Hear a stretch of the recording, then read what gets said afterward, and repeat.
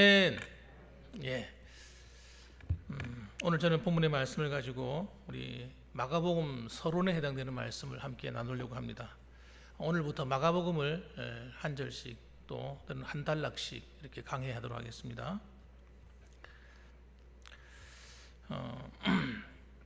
우리가 신약 성경을 열면 제일 먼저 만나게 되는 책이 이 복음서입니다. 복음서.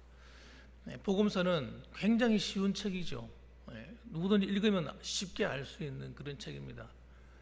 그런데 이 사복음서는 네 개의 얼굴을 가지고 있습니다.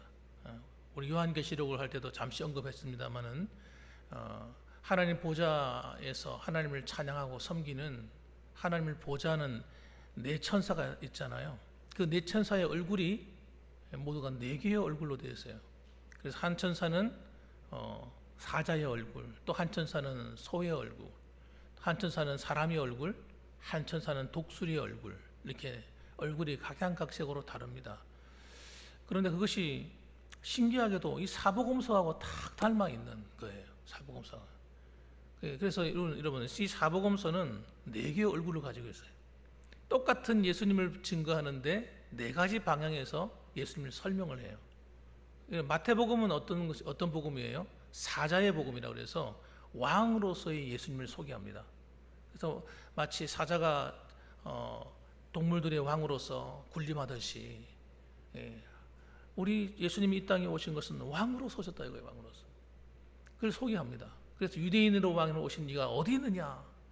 사람 왕으로 오신 줄 찾잖아요. 제일 처음부터 보면 동방박사들이 여행에 와서 왕의 아들이 태어났는데 앞으로 위대한 왕이 될 분이 태어났는데 어디 계시냐고.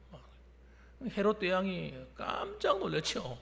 왜? 자기가 왕인데 앞으로 왕이 될 사람이 태어났다 그러니까 얼마나 충격을 받았겠어요. 그래서 이게 도대체 무슨 말이냐 하고 서기관들을 다 불러 모아놓고 물어봅니다. 물어보니까 메시아가 태어난다는 거예요. 어디서요? 유다 땅 베들레헴에서 태어난다는 그 예언이 미가서 5장 2절에 나와 있거든요.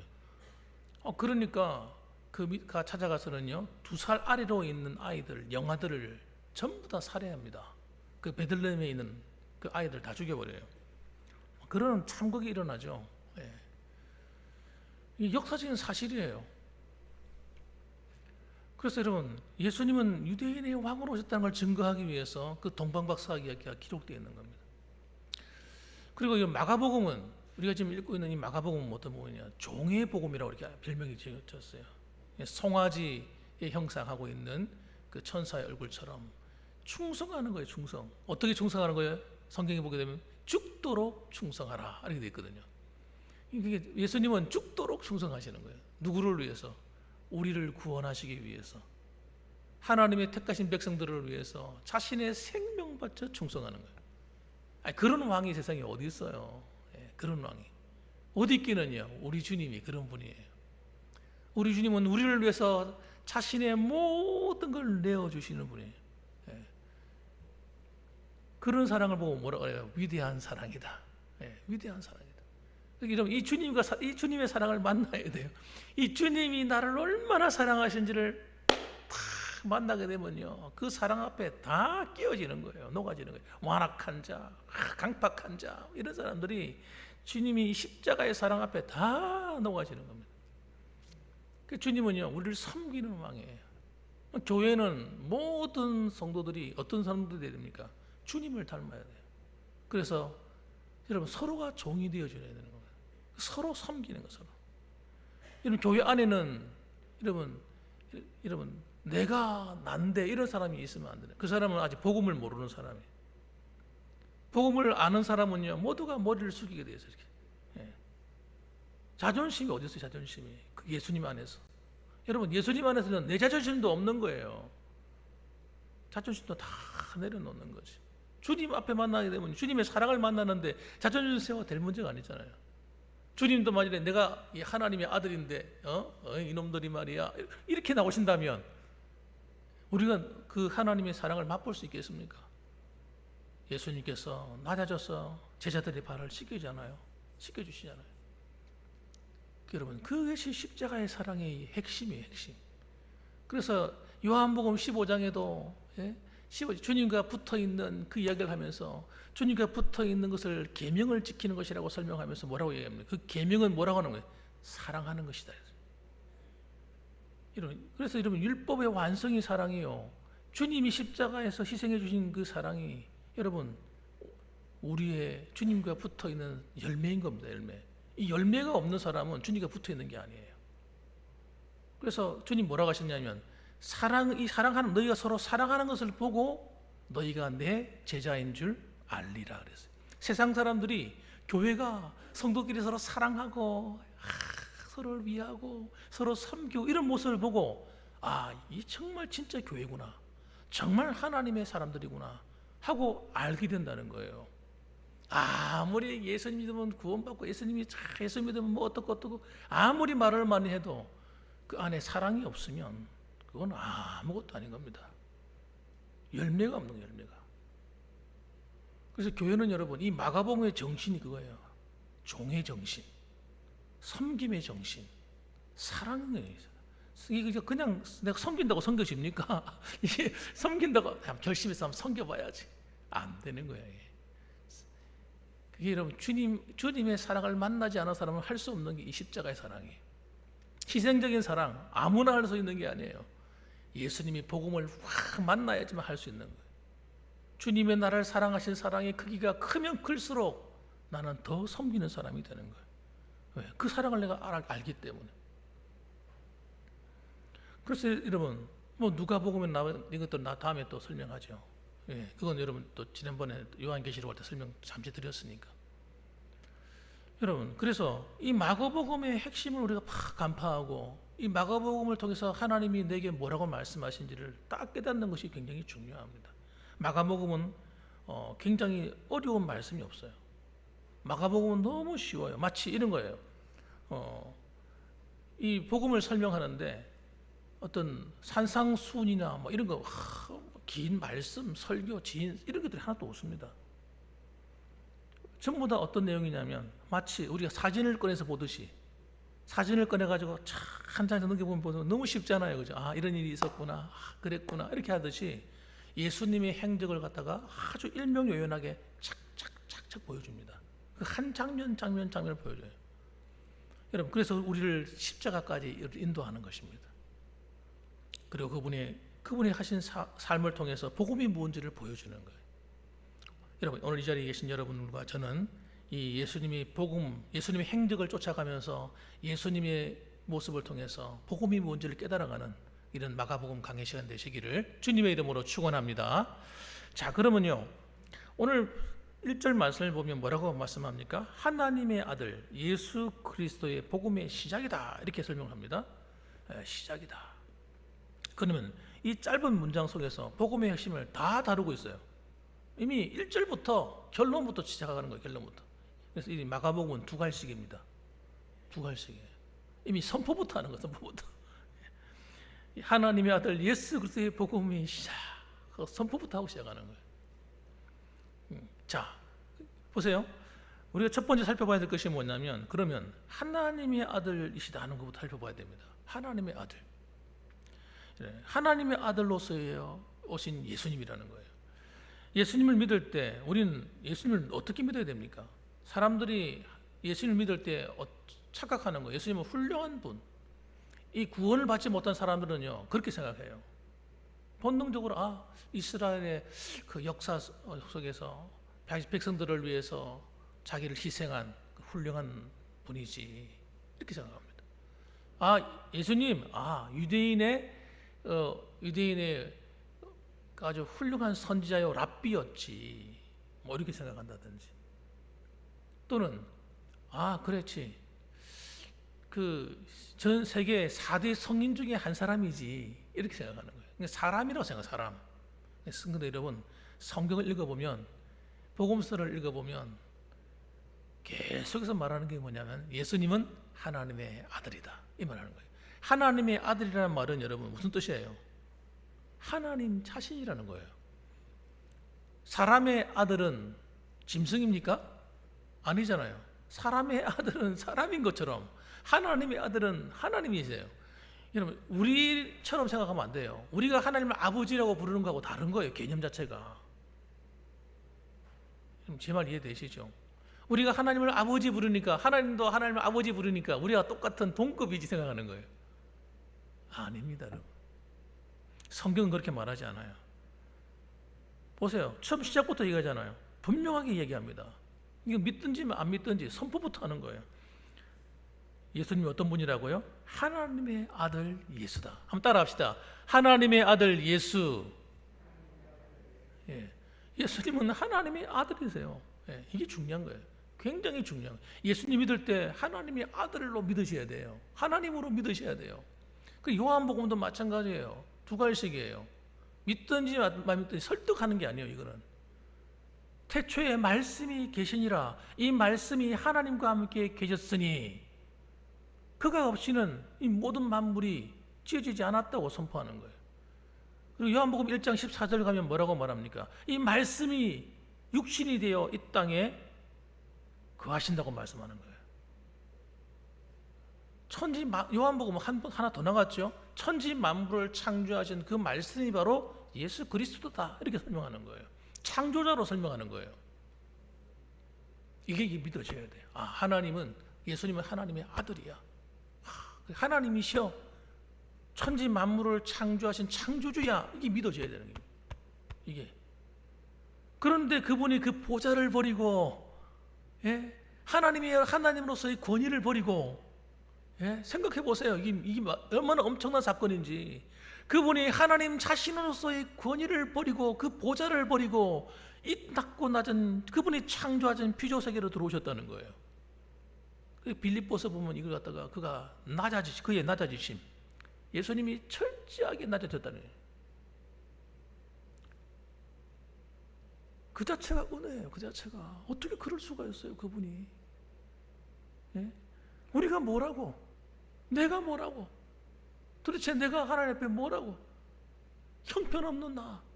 여러분, 돌아서면 나 자신을 바라보면 내가 얼마나 형편없는 사람인지 내가 아는데, 예? 의에 대해서 무능하고, 예? 하나님이 기뻐하시는 원하시는 삶을 기준으로 놓고 볼 때 나의 삶의 기준은 정말 형편없잖아요. 그러한 나를 하나님을 사랑해 주시는 거예요. 내가 하나님을 좋아하고 기뻐서 환영하고 하나님, 나는 하나님 없이는 살 수 없어요. 이렇게 해서 내가 예수 믿은 게 아니잖아요. 어떻게 하면 예수 안 믿을까? 아니, 어떻게 하면 좀 편안히 살까? 대충 믿을까? 이렇게 요리 피하고 저리 피하고 도망다니는 나를 주님께서 나를 사랑하셔가지고 나를 찾아오시고 끝까지 찾아오셔서 하나님의 자녀로 삼아주시는, 여러분, 그 사랑이잖아요.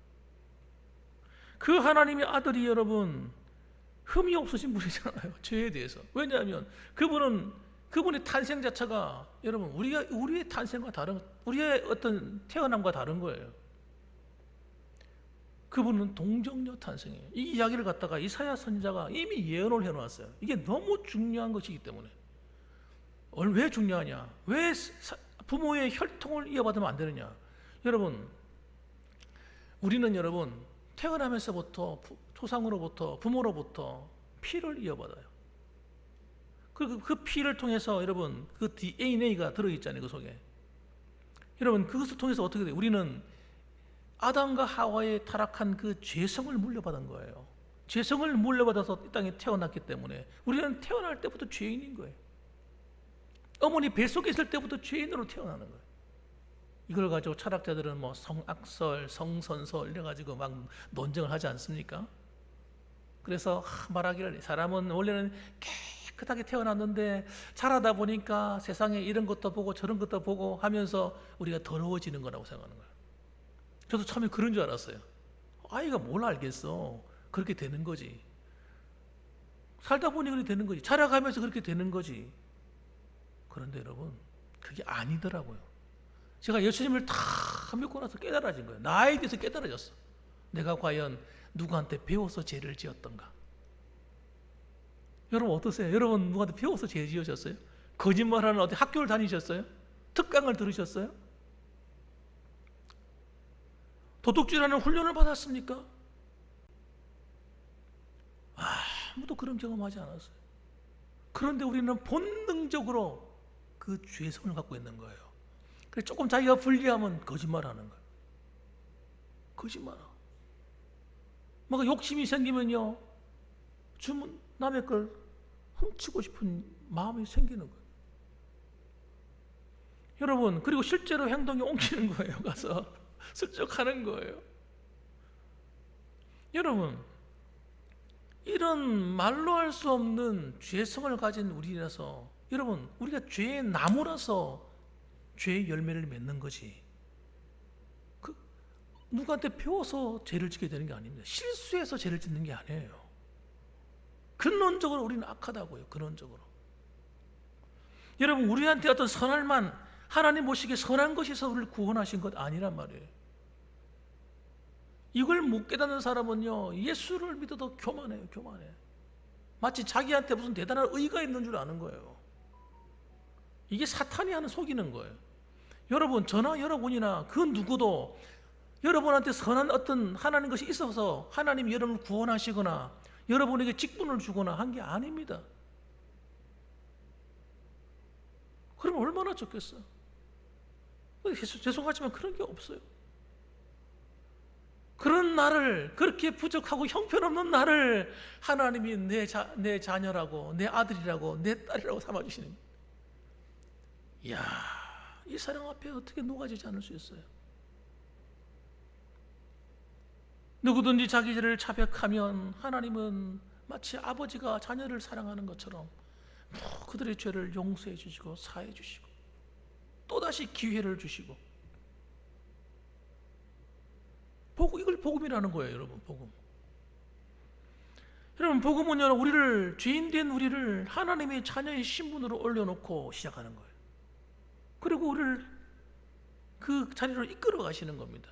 여러분이 그럴 만한 능력이 있거나 의로워서 그런 것이 아니라 하나님의 사랑으로 여러분의 죄를 속해 주시고 그 의로운 삶으로 올라갈 수 있도록 다 끌어주시는 거예요. 하나님의 자녀답게 살아갈 수 있도록 인도하시는 거예요. 그 주님의 사랑, 바로 그분이 오늘도 우리를 이 자리에 있게 하신 줄 믿으시기 바랍니다. 예수님은 삼위일체 하나님의 한 분이에요. 중에 한 분이에요. 삼위라고 하는 것은요, 위라고 하는 인격을 말합니다. 인격을 가지고 있다는 거예요. 삼위라고 하는 것은 아버지와 아들과 성령이 다른 인격을 갖고 있는 거예요. 그런데 존재하는 방식이 일체예요. 하나예요. 이게 삼위일체를 억지로 설명하려고 하면 안 됩니다. 여러분, 이단들은 다 여기서 나와요. 억지로 설명하려면 이단 돼버려요. 여러분, 우리가 하나님의 존재를 이해할 수 없습니다. 성경에서 보여주는 것만큼은 이해하는 거예요. 하나님은 삼위인데 한 분으로 존재하시는 아주 독특한 존재 방식을 갖고 계세요. 그래서 여러분, 아버지 앞에 아들이 순종을 해요. 순종합니다. 어떻게? 죽기까지 순종하잖아요. 또 성령님이 순종을 합니다. 또 아버지와 아들에게 성령님이 순종을 해요. 그래서 이 세 분이 하나가 되셔가지고, 여러분, 하나가 되셔가지고 이 구속사를 이루어 가시는 거예요. 그래서 이 구속사를 이루기 위해서 아들이 어떻게 합니까? 그 보좌를 버리고 기꺼이 이 땅에 내려오시는데 어디서 태어나셨어요? 그분이 탄생하신 곳이 어디예요? 화려한 궁전, 아니면 정말 잘 사는 집에 정말 좋은 침대에 다 왕이 오셨으니까 좋은 데 태어나셔야 돼요. 근데 그게 아니라 그분이 태어나신 곳은 태어날 곳이 없어가지고 그 당시에 말구유에 누이셨다고 설명을 해주고 있습니다. 말구유에, 말먹이통이잖아요. 말먹이통이 향기로운 냄새가 나고 깨끗하고 뭐 이런 것이 아니잖아요. 예전에 여러분 소를 많이 키울 때 소밥 주시고 오셨잖아요. 소 막 주면은 거기 막 우정물하고 막 온갖 더러운 게 다 묻잖아요. 무슨 깨끗합니까? 누일 곳이 없어서 정말 초라한 마구간에, 초라한 이거 말구에 누이셨는데 그분은 정말 낮아질 대로 낮아지신 겁니다. 그리고 자라날 때도 좋은 환경 가운데 자라신 게 아니에요. 가난한 집에 목수의 아들로 자라셨어요.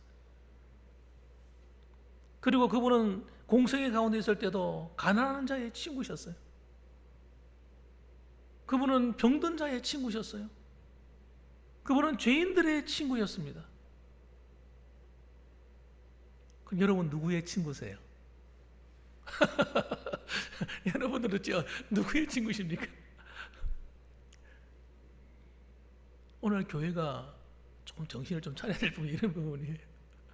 내 마음에 드는 사람, 내가 좋아하는 사람,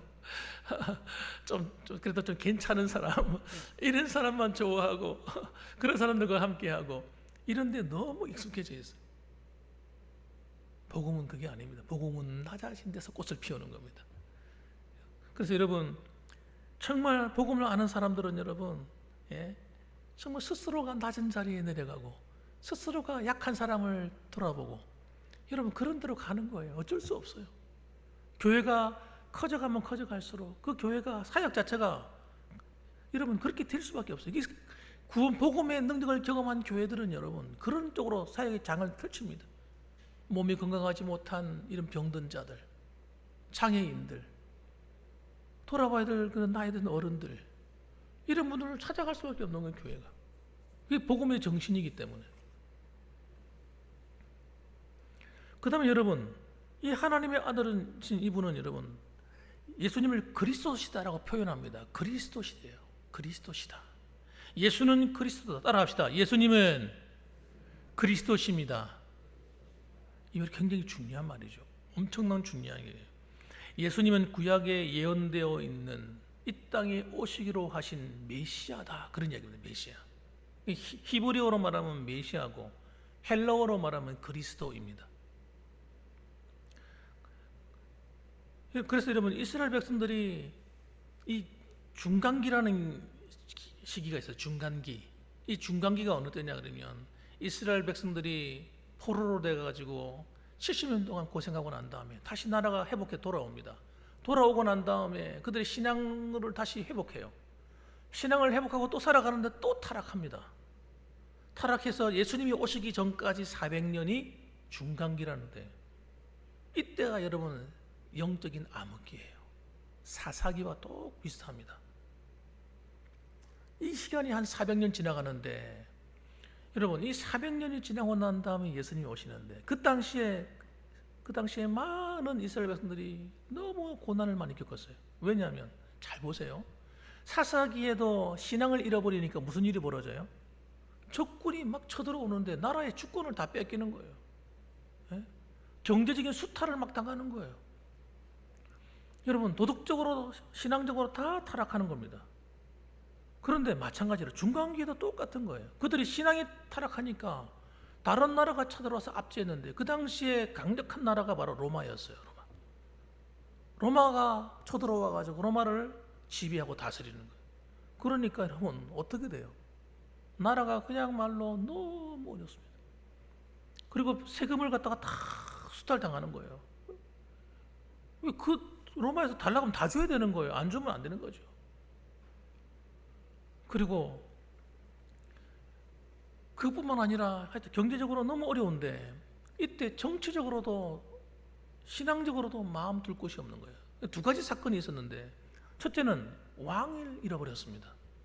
유다 지파로부터 내려오는 왕권이 있었는데 이 왕권을 빼앗겨 버렸어요. 그 왕권을 누가 가져갔느냐? 이둠의 사람, 에돔 사람이 에돔 사람 헤롯이라는 사람이 이걸 잘해요. 이거 비비는 거 잘 봐주세요. 그래서 누구한테 갔느냐? 로마의 황제한테 가가지고 좀 잘 봐달라고. 그래가지고 자기를 인정을 받아가지고 이 유대의 왕이 되는 겁니다. 왕이 되었어요. 그러니까 이 이스라엘 사람들이 소위 말하는 정말 너무 힘들어하는 거예요. 왜냐하면 원래 정상적인 왕은 자기 민족에서 나와야 될 뿐만 아니라 유다 지파에서 왕이 나와야 되는데 그것 여러분 자기 나라 사람도 아닌 여러분 이방 나라의 사람 그 사람이 와서 자기 왕이 돼가지고 나라를 다스리고 있으니 이 말이 되는 이야기입니까? 그러니까 이 헤롯이 또 이스라엘 백성들이 자기를 싫어하는지도 아는 거예요. 기가 막히게 알아요. 그러니까 이스라엘 백성들의 마음을 얻기 위해서 한 게 뭐냐면 또 성전을 건축했어요. 이것이 헤롯 성전이라는 겁니다. 헤롯 성전을 건축했는데 성전을 잘 지었어요. 삐까뻔쩍하게. 근데 문제는 뭐냐면 그걸 누가 지어야 돼요? 이스라엘 백성들이 자신의 손으로 지어야 되는 건데 그것도 이방인이 지어놓았어. 그러니까 신앙의 자존심에 금이 다 가버렸어요. 여러분, 신앙이 타락할 대로 타락하는데 어느 정도 타락하느냐? 제사장의 직분을 돈을 주고 사고 파는 거예요. 진짜 영적인 암흑기 중에 암흑기예요. 여러분, 신앙이 좀먹어버리면 나라가 위태위태해져요. 여러분, 이 원리를 아셔야 돼요. 한국 교회 신앙이 위태위태하면 여러분, 나라가 위태위태해지는 거예요. 하나님이 그들을 일깨우시기 위해서 하나님께서 고난의 장으로 집어넣어 버리는 거예요. 회개하도록, 돌아오도록. 사랑하는 성도 여러분, 그러니까 그들 마음속에 뭐가 있었겠어요? 왕에 대한 사모하는 마음이 불타는 거예요. 불타는 거예요. 그 다윗의 왕의 혈통을 이은 메시아 사상이 그때 여러분 온 이스라엘 민족에게 퍼져나가기 시작했어요. 메시아가 오신다.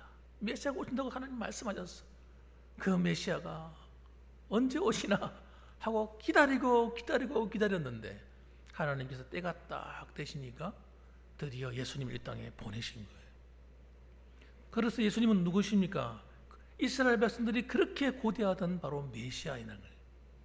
그걸 여러분 이야기하는 거예요. 예수님은 바로 그리스도시다. 그분이 우리의 왕이시다. 하고 얘기하는 겁니다.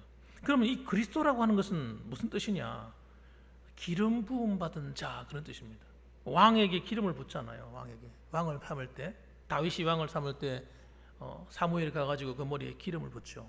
그리고 왕으로 세우지 않습니까? 여러분, 그겁니다.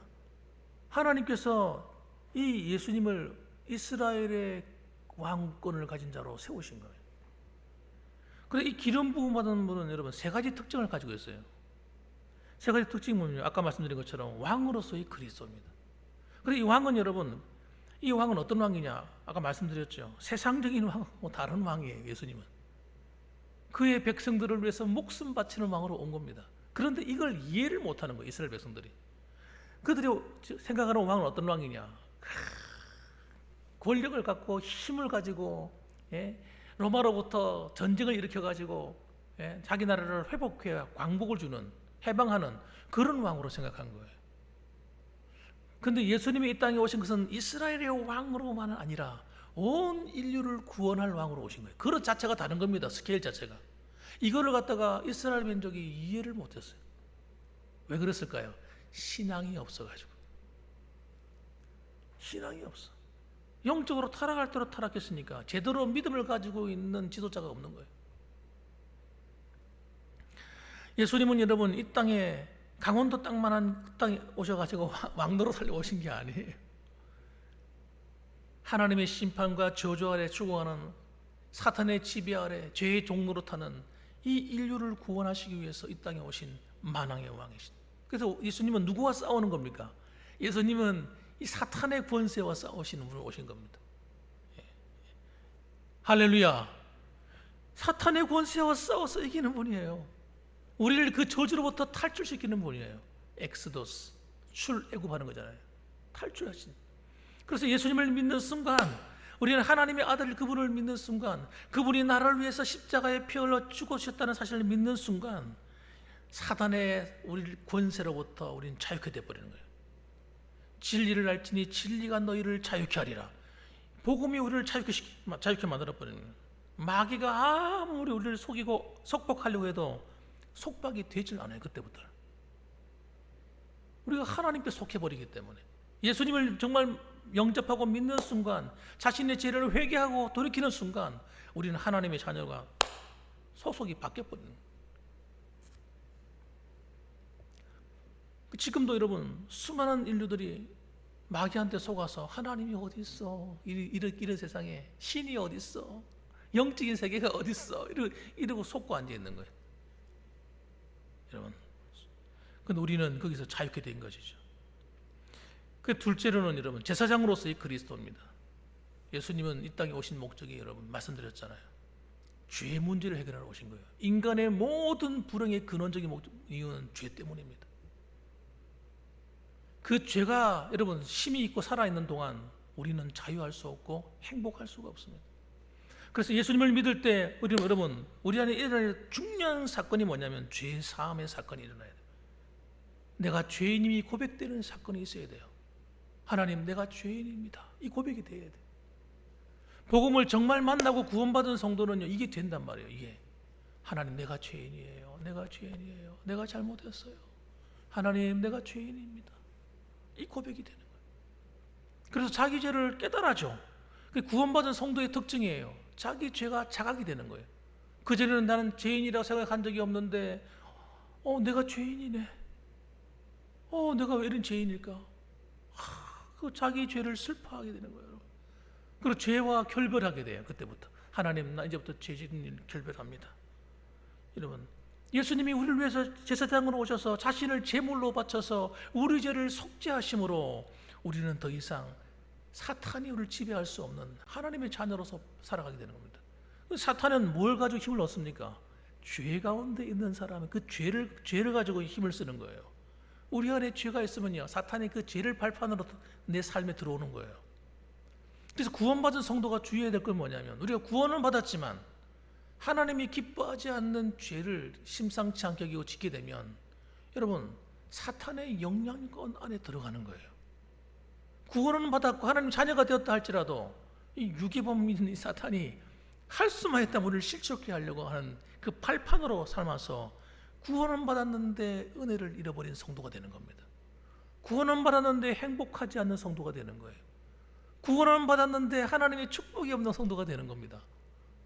그러니까 여러분, 이 죄는 여러분 아주 미워하셔야 돼요. 히브리서에 보면 죄를 미워하라고 했어요. 피 흘리기까지 죄와 싸우라고 그랬어요. 그만큼 죄는 여러분 악한 것이기 때문에 그렇습니다. 그런데 내가 예수 그리스도 안에 들어와서 예수님 이름으로 회개할 순간 여러분 모든 죄책으로부터 자유케 되는 거예요. 할렐루야. 그리고 여러분 예수 믿는다고 하는 것이 여러분 얼마나 큰 축복이에요. 죄 사함의 은혜가 있기 때문입니다. 세 번째로는 여러분 선지자로서의 그리스도인입니다. 그리스도입니다. 선지자가 뭡니까? 하나님 말씀을 대언하시는 거예요. 예수님의 사역 가운데 가장 중요한 게 뭡니까? 말씀을 전하는 겁니다. 이 복음을 전하시는 거예요. 그래서 예수님은 여러분 생명의 말씀이세요. 그분 자신이. 그분은 여러분 권세 있는 말씀을 가지고 계신 분입니다.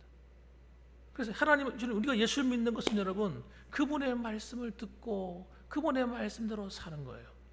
그 말씀으로 인도함을 받는 거예요. 그래서 여러분 하나님의 말씀은 우리 영혼을 소성케 하는 능력이 있습니다. 그래서 하나님 말씀을 들음으로 믿음이 생기고 믿음이 성장해 가는 겁니다. 하나님 말씀을 잘 안 듣게 되면 신앙이 안 자라요. 거기에 딱 머물러 있어요. 그래서 여러분 사탄이 어떻게든지 우리로 하여금 하나님 말씀의 귀에 들어오지 않도록 열심히 공격하는 거예요. 이게 영적인 전쟁이에요, 여러분. 영적인 전쟁입니다.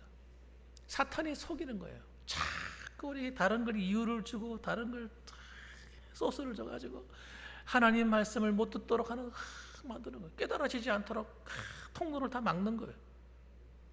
여러분 하나님 말씀이 우리의 영을 소성케 하고 우리 믿음을 자라게 만들고 하나님의 사람으로서 강력한 힘을 가진 그리스도인으로 만듭니다.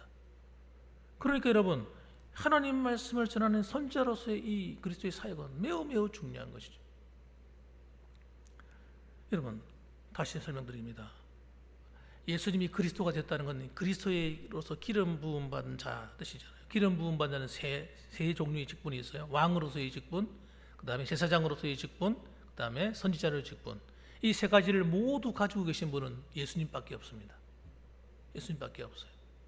우리는 그 그리스도의 은혜 안에 살아가요. 세 가지 직분의 영향을 받으며 살아가요. 그것을 믿음으로 살아가는 겁니다. 그런데 그분이 이 땅에 오셔가지고 우리에게 주신 이 좋은 이 복음을 우리는 어떻게 해야 될까요? 마가가 이것을 기록해서 전하려고 했던 것처럼 우리도 이 마지막 때는 복음을 전하는 전달자가 되셔야 됩니다. 그래서 이걸 뭐라고 말했느냐? 전도라고 설명하지 않고 전도는 도를 전하는 거잖아요. 이건 아무나 하기 힘든 거예요. 전도가 아니고 증인입니다. 증언한다. 내가 만난 예수님을 전하는 겁니다. 내가 만난 건 하나님. 그러니까 주님을 만나지 않은 사람은 전도하기가 굉장히 힘든 거예요. 내가 만나서 야, 예수를 믿으니까 너무너무 좋다. 예수 믿으면 이렇게 돼. 예수 믿으면 구원을 받아. 네가 지금 이렇게 어려운 것은 이런 문제 때문에 그래. 설명을 해주고 그에게 예수를 믿도록 이러면 증언하는 거예요. 그래서 이 부활의 증인들, 자기가 만난 예수님을 전하는 거예요. 전하는데 어떤 일이 벌어져요? 하나님이 기뻐하시니까, 성령께서 강력하게 역사하시니까 복음을 전하는데 거기 귀신이 떠나가고, 복음을 전하는데 문제가 해결되고, 복음을 전하는데 병이 나버리고, 막 이런 기적이 막 일어나는 거예요. 여러분이 자신 있게 예수님을 증언할 수 있기를 주님의 이름으로 축원합니다. 제일 나쁜 전도는 교회 가자는 전도예요. 교회 갑시다. 그런 거는 100번 전해봤자 여러분 아무 영향가 없는 거예요. 내가 만나서 내가 변화된 경험들, 내가 예수님 만났더니 이런 일이 일어났어. 병이 나았어. 예수님 내가 아플 때 기도하니까 병이 나았어. 여러분 그게 복음이라니까요. 그게 복음. 몸이 아픈 사람에게는 그게 복음이에요. 예? 삶에서 실패한 사람에게 야, 내가 우리 참 힘들고 어려울 때 주님께 기도했더니 경제적으로 있는 힘을 얻었어. 여러분 경제적으로 어려움 당한 사람에게 그게 복음이라니까요. 예? 여러분 그런 사람들이 어려움을 당한 사람들에게 복음을 전해줘야 돼요. 예수를 믿으면 어떻게 되는지를 가르쳐줘야 돼요. 여러분 죽음에 대한 불안을 갖고 있는 사람에게 여러분 예수님을 믿어야 될 이유를 설명을 해줘야 돼요. 예수님 믿으면 천국이 기다리고 있어. 하나님이 우리를 지켜주고 보호해 주셔. 예수 믿어야 돼. 가르쳐 주셔야 돼요. 그래야 교회 나갈 이유를 갖게 되는 거예요. 교회 나갈 이유를 알아야 교회 나올 거 아니에요. 그냥 교회 갑시다. 이거는요, 별로 힘이 없는 이야기 하는 거 있는 거예요. 그래서 여러분, 오늘도 여러분 이 복음을 전하는 증언자들이 되어서 하나님 이 마지막 시대에 하나님의 뜻을 이루어가는 복음의 사명자들이 되시기를 주님의 이름으로 축원합니다. 아멘. 기도하겠습니다.